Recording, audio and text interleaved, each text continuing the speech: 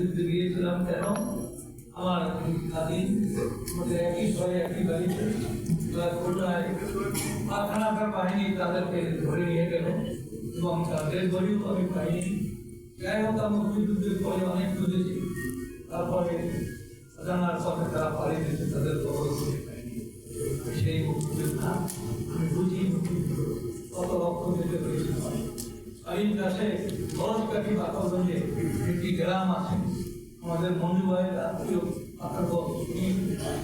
চুরানব্বই সালে সেখানে গিয়েছিলেন। তখনও এই ধরনের একটা অনিশ্চয়তা, এই ধরনের একটা অসন্তোষ, একটি অস্বাভাবিক পরিস্থিতি তখন হয়েছিল।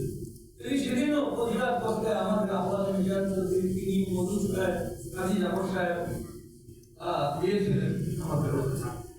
আবার কি এরকম একটা পরিস্থিতি হয়, এটা নিয়ে আমরা আতঙ্কিত। 80 বছর দেখেন না মানুষের রাস্তা কেন চলে যায়, এটা যাই আসবে আমরা জানি না, আমরা কি অবস্থায় থাকবো আল্লাহ জানেন ভালো। তবে অতীত থেকে আমাদের শিক্ষা নেওয়া উচিত যে আমরা অতীতের মতো ভুল করবো না, সম্পূর্ণ শান্তিপূর্ণ ভাবে আমরা সহাবস্থান করবো। এবং একই সাথে আমি অনুরোধ করবো সরকারকে যে আপনারা এই পরিবেশ করেন যাতে সকল দলের অংশগ্রহণে একটি নির্বাচন সুষ্ঠু গ্রহণযোগ্য হয়, তাহলেই বিদেশিরা চাপিয়ে পড়বে।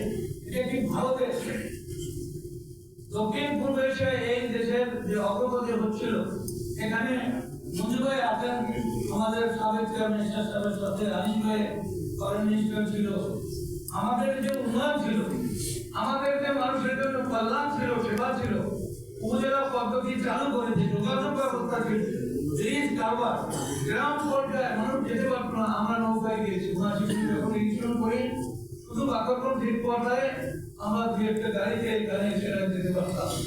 10টি 11টি ইউনিয়ন ছিল আইসোলেটেড পরিস্থিতি, তখনও আমরা নৌকায় করে স্পিড করে গেছি।